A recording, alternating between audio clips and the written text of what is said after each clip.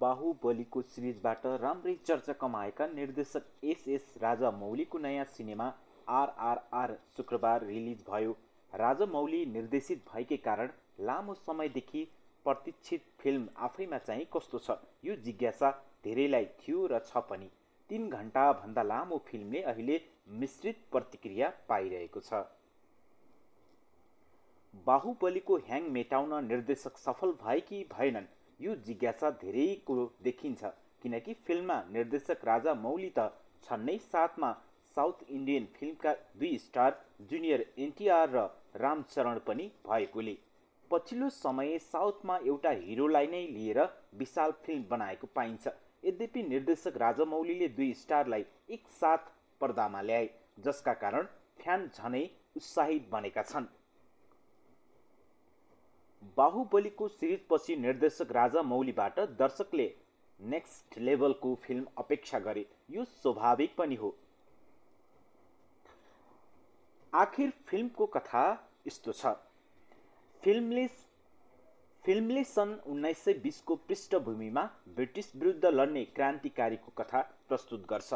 ब्रिटिसले एउटा गाउँ कब्जा गरेपछि गाउँले विद्रोही र ब्रिटिस राजमा सिपाही कसरी एक अर्काको साथी बन्छन् र ब्रिटिस विरुद्ध लड्छन् भन्ने फिल्मको मुख्य कथा हो। सामान्य र अन्य फिल्ममा समेत देखिएको कथामा निर्देशक राजामौलीको प्रस्तुतिले सिट्ठी र ताली बजाउने प्रशस्त ठाउँ दिएका छन्। ब्रिटिस विरुद्ध विद्रोहको कथालाई निर्देशकले मित्रताको भावनात्मक सम्बन्धबाट अगाडि बढाएका छन्।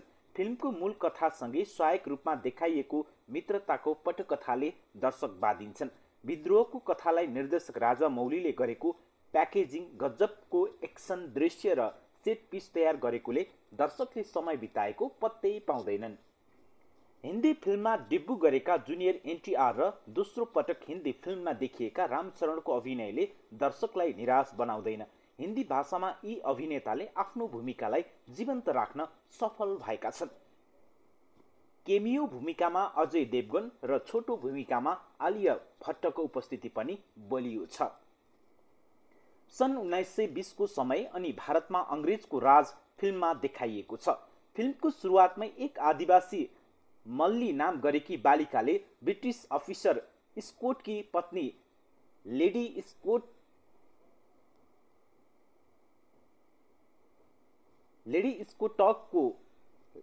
नेल पेन्ट गर्दै गीत गुनगुनाउँदै गरेको दृश्य छ। लेडी स्कोटलाई मल्लीको कला मन परेपछि उनलाई त्यहाँबाट बन्धक बनाएर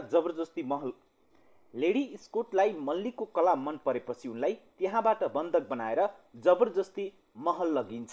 त्यहाँका रक्षक भीम जुनियर एनटीआरलाई उक्त बच्ची मल्लीलाई छोडाएर घर फर्काउने दायित्व आउँछ। वेनकटा रामा राजु अजय देवगन ब्रिटिस विरुद्ध लडिरहेका छन्, आफ्नो छुट्टै सेना बनाइरहेका छन्। उनी ब्रिटिस विरुद्ध लडाई लड्न चाहन्छन्, तर उनीसँग हतियार हुँदैन। आफ्ना मान्छेलाई सैनिकको रूपमा तयार गरिरहेका वेनकटाको बस्तीमा एक दिन अचानक हमला हुन्छ। ब्रिटिसले गोली चलेको थाहा पाएपछि त्यहाँ अट्याक गरेका हुन्छन्। त्यहाँ वेनकटाको पत्नी र छोरा मारिन्छन्, तर रामा राजु जिउँदै हुन्छ। वेनकटाको लडाई लड्ने सपना र हरेक योद्धालाई हतियार दिने बाचा रामा राजुको दायित्व बन्छ। रामचरण अलसुरी सीता रामा राजु एक ब्रिटिस अफिसर हुन्। उनको आफ्नै उद्देश्य छ, उनलाई अफिसरको माथिल्लो तहमा पुग्नु छ। यसको लागि उनी जे गर्न पनि तयार छन्। उनको इन्ट्रो सिनमै उनी स्ट्राइक गरिरहेका हजारौंको भिडमा एक्लै पुग्छन् र ब्रिटिस अफिसरले पक्राउ गर्नु भनेको आन्दोलनकारीलाई पक्राउ गर्छन्। यद्यपि उनले आफूभन्दा माथिको अफिसरलाई रिजाउन सक्दैनन् र बढुवा हुँदैन। मल्लीलाई लिन उनका रक्षक आउने खबर थाहा पाएपछि ब्रिटिस अधिकारीहरूको एक भेलामा लेडी स्कोटले बढुवाको अफर सबैलाई दिन्छिन्। मल्लीलाई बचाउन आउनेको पहिचान पत्ता लगाएर उसलाई जिउँदै समात्ने काम त्यहाँ सुम्पिन्छ। आफ्नो उद्देश्य प्राप्तिका लागि रामा राजु अगाडि बढ्छन्। हिन्दुस्तानी भएकै कारण उनी सजिलै इन्डिपेन्डेन्ट एक्टिभिटिस्टहरूको बैठकमा पुग्छन्। त्यहाँ उनले आदिवासीका रक्षकसँग भेट्ने तारतम्य मिलाउँछन्।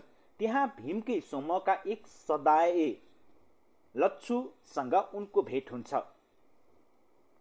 यद्यपि लच्छुलाई रामा राजु ब्रिटिस पुलिस भएको थाहा भएपछि भाग्छन् र भीमकै सल्लाह अनुसार केही समय अन्डरग्राउन्ड हुने तय हुन्छ। त्यही समयमा रेलवेको दुर्घटनाका कारण खोलामा फसिसकेका एक युवालाई बचाउने दायित्व भीमलाई आउँछ। भीम झैं उक्त बच्चालाई बचाउने तत्परता रामा राजुले पनि देखाउँछन्। त्यही क्रममा भेट हुन्छ भीम रामा राजुको। यी दुईको भेट कति बेला गहिरो मित्रतामा परिणत हुन्छ थाहै हुँदैन। यी दुई भाइ भाइ बन्छन्। उद्देश्य फरक हुन्छ। भीमलाई ब्रिटिसको महलमा पसेर आफ्नो मल्लीलाई घर फर्काउनु छ भने रामा राजुलाई भीमलाई पक्रिएर बडुवा लिनु छ। तर यी दुई नै बेखबर छन्, किनकि एक अर्कासँग आफ्नो परिचय लुकाएका छन्। भीम एक मुसलमान अख्तर बनेका छन् भने रामा राजु सामान्य मान्छे, तर दुवै आफ्नो उद्देश्यमा अडिग छन्। त्यही बीचमा भेट हुन्छ जेनिफरसँग। एक आदिवासीलाई ब्रिटिस अफिसरले दमन गरिरहँदा त्यसो नगर्न भन्दै अफिसरलाई रोकेकै कारण जेनिफर उफ जेनीले भीमको मन जितिसकेकी हुन्छन्। यद्यपि उनलाई कसरी नजिकिने भन्ने आइडिया नै हुन्न। त्यहाँ सहयोग गर्छन् रामा राजुले। उनले भीमलाई जेनीसँग नजिक बनाउन सहयोग गर्छन्, जसको मद्दतले भीम महलभित्र मात्र पुग्दैनन्, मल्लीलाई पनि भेट्छन् र घर फर्काउने बाचा गर्छन्। तर उनको ठुलो रोकावट नै बन्न पुग्छन् रामा राजु। भीम समूहका सदस्य लच्छु पक्राउ परेपछि रामा राजुले समूहको बारेमा पत्ता लगाउने अनेक प्रयास गर्छन्, तर सक्दैनन्। एक दिन भिक्षुले रामा राजुलाई सर्प प्रहार गरेर घाइते बनाउँछन्।